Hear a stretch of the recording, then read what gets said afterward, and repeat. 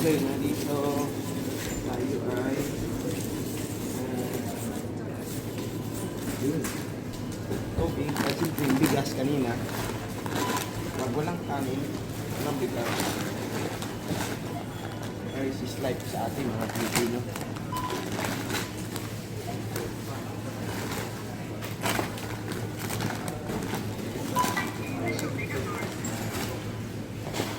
Kain, sayang. Ito kasi, ikaw bibili, ikaw din cashier. Yan. Sana sa Pilipinas, ganito rin, no?